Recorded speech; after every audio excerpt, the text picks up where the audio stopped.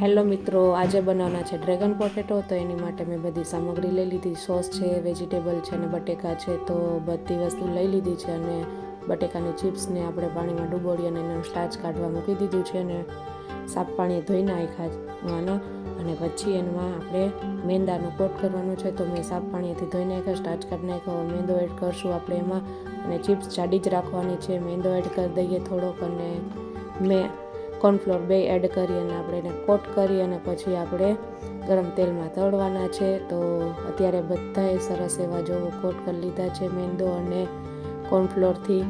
અને હવે આપણે કરશું એને ફ્રાય, એટલે કે તળવાના છે. તો બધા એક એક કરીને મેં અત્યારે ફ્રાય કરવા મૂકી દીધા છે. આવી રીતના બધા આપણે બટેકા તળી લઈશું. પહેલાં સરસ એવા કડક તળવાના છે, એટલે બહુ સરસ આપણે એવા ડ્રેગન પોટેટો બને છે. તો જો આવી રીતે બધા પણ બનાવી લેવાના છે. અને હવે બધી સામગ્રી તૈયારી કરી લીધી છે. એમાં આદુ, લસણ, ડુંગળી, કેપ્સિકમ અને કોબી મેં મારી રીતે નાખી છે. અને જો સરસ એવા તળાઈ ગયા છે અને થોડા ઘણા પાકી ગયા છે બટેકા. તો આપણે હવે વઘાર માટે તેલ મૂકીશું. તેલ ગરમ થઈ ગયું છે તો આપણે એમાં આદુ, લસણ, ડુંગળી 3 નાખવાનું, વઘાર કરી અને એમાં કેપ્સિકમ નાખવાના છે અને કોબી. તમને જે ભાવતું હોય વેજીટેબલ તમે નાખી શકો છો. મેં મારા પ્રમાણે નાખ્યું છે, તમે તમારી રીતે નાખજો.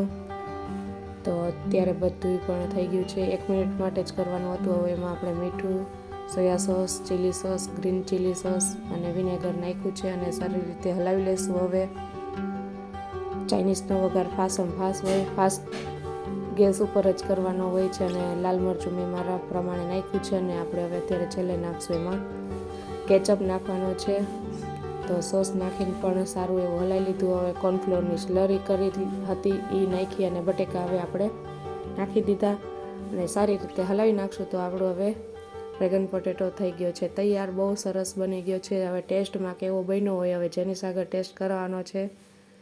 તો આપણે એમાં હવે ધાણા ભાજીથી ગાર્નિશ કરી દઈશું અને આપણા ડ્રેગન પોટેટો રેડી છે. તો આપણે સર્વિંગ કરી દઈએ અને જેનિસને પણ ટેસ્ટ કરાવીએ અને જેનિસને કેવા લાગ્યા એ હવે જેનિસ હવે તમને કહેશે. બહુ મસ્ત બન્યા છે. જેનિસ પણ એમ કીધું અને બહુ સરસ મમ્મી કે હવે તું ઘરે જ બનાવજે. તો ચાલો મિત્રો, હવે આપણે મળશું નેક્સ્ટ વિડીયોમાં. બાય.